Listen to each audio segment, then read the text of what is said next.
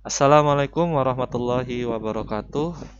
Tabi pun kembali lagi di pembelajaran pendidikan agama Islam kelas 9 bersama saya Bapak Romi Abdullah.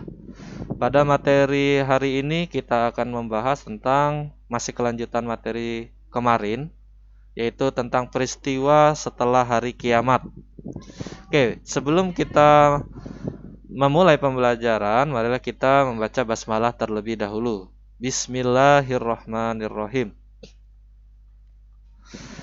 Ya, yang pertama yang dijelaskan di materi sebelumnya itu Yaumul Barzah. Ya, alam barzah itu dikenal dengan alam kubur yang merupakan pintu gerbang menuju akhirat atau batas antara alam dunia dan alam akhirat.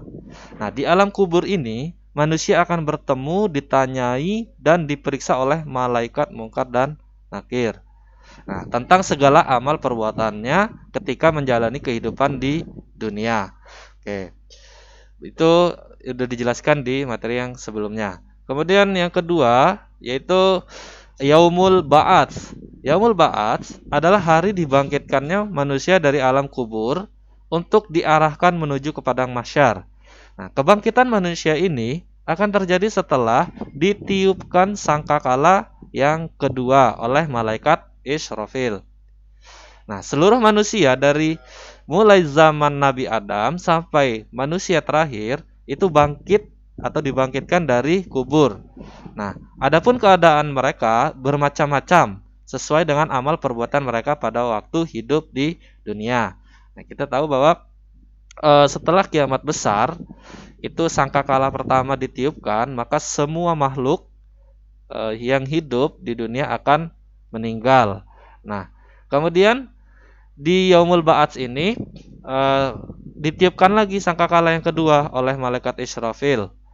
Nah, untuk apa? Dibangkitkan manusia dari alam kuburnya menuju ke arah ke padang mahsyar. Nah, di sini disebut dengan Yaumul Ba'ats. Nah, yang ketiga yaitu peristiwa yang ketiga yaitu Yaumul Hasyr atau mahsyar. Nah, Yaumul Mahsyar atau Yaumul Mahsyar ini adalah hari dikumpulkannya seluruh manusia yang telah dibangkitkan dari kuburnya. Nah, setelah tadi di Yaumul Ba'ats itu dibangkitkan, setelah trompet sangkakala ditiupkan, maka di Yaumul Mahsyar ini semua manusia itu dikumpulkan. Nah, di padang yang sangat luas. Nah, padang yang sangat luas itu bernama padang mahsyar. Nah, di padang mahsyar ini keadaan manusia itu sangat susah. Tidak ada yang dapat menolong kecuali hanya pertolongan yang datang dari Allah Subhanahu wa taala. Nah, bagi orang-orang yang dikehendakinya. Nah, pada Yaumul Mahsyar ini manusia menerima catatan amalnya selama hidup di dunia, baik amal yang buruk maupun amal yang baik. Seluruhnya tercatat secara rinci. Nah, di Yaumul Mahsyar atau di padang mahsyar ini juga dikisahkan bahwa matahari itu sejengkal dari atas kepala kita atau atas ubun-ubun kita. Nah, jadi sangat panas sekali. Tidak ada pepohonan, tidak ada bangunan lain sebagainya. Jadi hanya terbentang luas, padang yang terbentang luas, tidak ada sesuatu yang dapat meneduhkan. Nah, di situ. Nah, tapi yang sesuatu yang meneduhkan itu bisa dari amal perbuatan kita semasa hidup di dunia. Kemudian yang ketiga yaitu Yaumul Hisab. Nah, arti kata hisab di sini adalah perhitungan. Nah, Yaumul Hisab yaitu hari diperhitungkannya seluruh amal perbuatan manusia, baik itu amal yang baik maupun yang buruk. Nah, pada hari itu manusia akan menerima balasannya masing-masing berdasarkan keadilan dari Allah Subhanahu wa taala. Tidak ada sekecil perbuatan pun yang luput dari catatan malaikat Allah Subhanahu wa taala. Firman Allah dalam Quran surat Al-Mu'min. Bismillahirrahmanirrahim. Al-yauma tujza kulla nafsim bima kasabat la zulmal yaum innallaha syari'ul hisab. Yang artinya, pada hari ini tiap-tiap jiwa diberi balasan dengan apa yang diusahakannya tidak ada yang dirugikan pada hari ini. Sesungguhnya Allah amat cepat hisapnya. Oke, setelah dikumpulkan di padang mahsyar tadi, kemudian manusia itu dihisap atau dihitung. Nah, amal-amal perbuatan yang diperbuat di semasa hidupnya di dunia itu akan dihitung seluruhnya dari dia lahir sampai dia meninggal dunia. Nah, adapun kalau beratan amal itu baik, ya maka akan dibalasnya dengan kebaikan pula oleh Allah Subhanahu wa taala. Begitupun sebaliknya, itu yaumul hisab.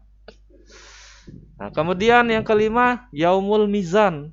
Nah, yaumul mizan artinya timbangan. Ya, yaumul mizan adalah hari ditimbangnya seluruh amal baik dan buruk manusia untuk menerima keadilan dan balasannya masing-masing. Firman Allah Subhanahu wa taala dalam surat Al-Zalzalah ayat 7 sampai 8. A'udzubillahi minasyaitonirrajim. Bismillahirrahmanirrahim. Faman ya'mal mithqala dzarratin khairan yarah wa man ya'mal mithqala dzarratin syarran yarah. Yang artinya, maka barang siapa yang mengerjakan kebaikan seberat biji zarrah, niscaya dia akan melihat balasannya. Dan barang siapa yang mengerjakan kejahatan seberat biji zarrah, niscaya dia akan melihat balasannya pula. Nah, di sini di yaumul mizan ini sama dengan yaumul hisab tadi. Setelah dihitung kemudian ditimbang. Nah, berat mana antara amal kebaikan atau yang amal buruknya?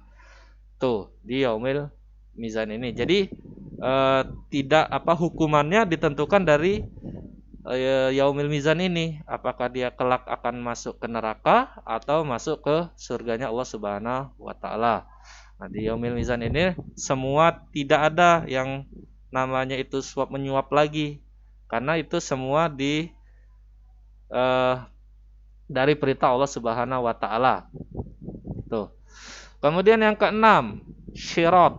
Nah, syirat adalah jalur atau jalan penentu dari masing-masing manusia setelah dihisap dan ditimbang amal baik dan buruknya. Nah, pada tahapan ini manusia akan ditentukan masuk neraka atau masuk surga. Hal ini tergantung amal baik dan amal buruknya yang dilakukan di masa dia hidup di dunia. Nah, di firman Allah Subhanahu wa taala di Quran surat Al-Fatihah ayat 6 sampai 7. A'udzubillahi minasyaitonirrajim. Bismillahirrahmanirrahim.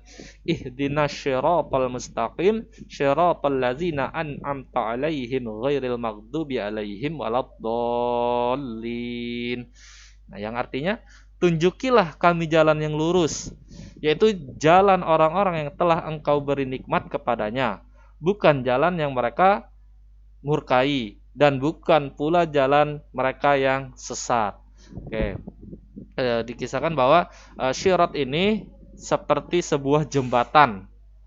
Jembatan ini terdiri dari 7 helai rambut kita. Jadi ya setipis apa jembatan itu tergantung amal perbuatannya tadi.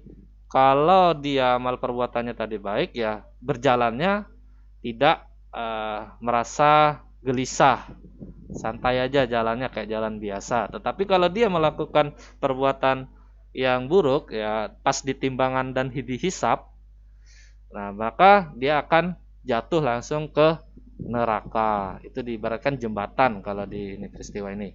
Syirat namanya, jalan atau penentu dari masing-masing manusia. Nah, kemudian yang ketujuh yaitu syafaat. Nah, syafaat adalah pertolongan yang diperoleh umat manusia yang beriman, Islam, dan ihsan. Nah, pertolongan tersebut berasal dari amal perbuatan yang baik ketika di dunia. Nah, bagi orang yang beriman dan beramal soleh, kelak pada hari kiamat akan mendapatkan syafaat berupa kemudahan dan keringanan dari berbagai kesulitan yang dihadapinya. Di firman Allah Subhanahu wa taala Quran surat Al-Baqarah ayat 123. A'udzubillahi minasyaitonirrajim. Bismillahirrahmanirrahim. Wattaqu yaumal la tajzi nafsun an nafsin syai'a wa la tuqbalu minha adlun wa la tanfa'uha syafa'atu wa la hum yunsyurun. Yang artinya, dan takutlah kamu kepada suatu hari di waktu seseorang tidak dapat menggantikan seseorang lain sedikit pun, dan tidak akan diterima suatu tebusan daripadanya, dan tidak akan memberi manfaat sesuatu syafaat kepadanya, dan tidak pula mereka akan ditolong. Nah, di syafaat ini yaitu pertolongan langsung dari Allah Subhanahu wa taala. Nah, bagaimana cara mendapatkannya? Ya, kita menjalankan perintah Allah Subhanahu wa taala dengan menjalankan ya salat 5 waktu kita jangan sampai tinggal, kemudian berbuat yang baik-baik, tidak berbuat sesuatu yang dilarang oleh Allah Subhanahu wa taala. Itulah cara mendapatkan syafaat dari Allah Subhanahu wa taala. Nah, kemudian yang ke-7, surga dan neraka. Nah, ini terakhir, tempat terakhir. Ya Allah Subhanahu wa taala memiliki sifat yang maha adil. Karena seluruh perbuatan manusia akan diadili seadil-adilnya. Seluruh amal baik dan amal buruk manusia akan mendapatkan balasannya. Tidak ada satu perbuatan pun yang luput dari keadilan Allah Subhanahu wa taala. Sebaliknya, orang yang selalu berbuat kejahatan tentunya akan mendapati timbangan amal buruknya sangat berat. Nah, balasan terhadap amal buruk ini dilakukan ketika hidup di dunia. Ditimpahkan setelah dilakukan penimbangan seberapa berat kejahatan dan keburukan yang telah dilakukannya semasa hidup. Nah, kemudian mereka akan mendapatkan balasan berupa siksa di neraka. Oke. Selanjutnya, nah, surga sebagai balasan amal yang baik. Nah, di sini kalau kita melakukan perbuatan yang baik di dunia, insya Allah akan masuk surga. Seluruh perbuatan baik manusia telah diperhitungkan pada saat yaumul hisab, ya, di perhitungan tadi. Perbuatan baik itu mendapatkan balasan yang setimpal dari Allah Subhanahu wa taala. Tidak ada sedikit pun perbuatan baik yang tidak mendapatkan balasan. Balasan Allah Subhanahu wa taala terhadap perbuatan baik tentu balasan yang sangat menyenangkan dan memuaskan. Firman Allah Subhanahu wa taala dalam surat Yasin ayat 55 sampai 58. A'udzubillahi minasyaitonirrajim. Bismillahirrahmanirrahim. Inna ashabal jannatil yawma fi sughlin faqihun. Hum wa azwajuhum fi dhilalin al-araiki muttaqi'un. Lahum fiha faqiyatuhum wa lahum ma yadda'un. Salamun qaulam mir rabbir rahim. Al-ayah. Yang artinya, sesungguhnya penghuni surga pada hari itu bersenang-senang dalam kesibukan mereka. Mereka dan istri-istri mereka berada dalam tempat yang teduh, bertelekan di atas dipan-dipan. Di surga itu, mereka memperoleh buah-buahan dan memperoleh apa yang mereka minta. Kepada mereka dikatakan salam sebagai ucapan selamat dari Tuhan yang Maha Penyayang. Oke, tahu bahwa surga ini adalah tempat yang kita tuju, ya. Bahwa hidup di dunia kita ini hanya sementara. Jadi kita berada di dunia ini hanya tempat persinggahan saja. Nah, bagaimana kita membawa bekal ke akhirat kelak? Ya, itu tergantung kita masing-masing. Kalau kita berbuat baik, menjalankan perintah Allah Subhanahu wa taala, tentu bekal yang kita bawa di kehidupan kelak di akhirat akan baik dan akan dibalas kebaikan oleh Allah Subhanahu wa taala. Itu adalah surga sebagai balasan amal yang baik. Tentunya adapun balasan amal yang buruk, yaitu apa? Ya, neraka. Jadi neraka sebagai balasan amal yang buruk. Setiap perbuatan buruk manusia juga akan menerima balasannya. Perbuatan buruk sekecil apapun akan menerima balasannya, yakni neraka yang di dalamnya adalah api yang sangat panas. Di neraka itulah balasan orang yang banyak melakukan dosa, takabur, sombong, dan lain-lain, terlebih tidak melaksanakan perintah Allah Subhanahu wa taala. Mereka yang di neraka susah payah mendapatkan makan dan minum. Mereka diberi minuman yang panas dan makanan dari pohon yang berduri. Itu di firman Allah Subhanahu wa taala Quran surat Al-Ghasyiyah ayat 6 sampai 7. A'udzubillahi minasyaitonirrajim. Bismillahirrahmanirrahim. Laisa lahum ta'amun illa min dhari' la yusminu wa la yughni min ju'. Yang artinya tidak ada makanan bagi mereka selain dari pohon-pohon yang berduri. yang tidak menggembukkan dan tidak menghilangkan lapar. Oke, ini adalah suatu balasan bagi mereka yang semasa hidup mereka tidak menjalankan perintah Allah Subhanahu wa taala atau melakukan perbuatan-perbuatan yang buruk. Nah, itulah balasan yang setimpal di neraka. Jadi nggak apa-apa dia hidup senang di dunia, melakukan hal-hal yang perbuatan-perbuatan yang keji dan mungkar. Nah, tetapi kelak di akhiratnya ya akan mendapatkan balasan. Jadi belum tentu orang yang senang di dunia itu akan senang pula di akhirat. Oke, sampai sini pembelajaran kita pada hari ini. Untuk tugas dan lain-lain akan dijelaskan di grup classroom kita. Jadi tetap jaga kesehatan kalian, jangan lupa menjaga jarak dan memakai masker jika kalian keluar rumah. Marilah kita akhiri pembelajaran kita hari ini dengan mengucapkan lafaz hamdalah. Alhamdulillahirabbil alamin. Wabillahi taufik wal hidayah. Wassalamualaikum warahmatullahi wabarakatuh.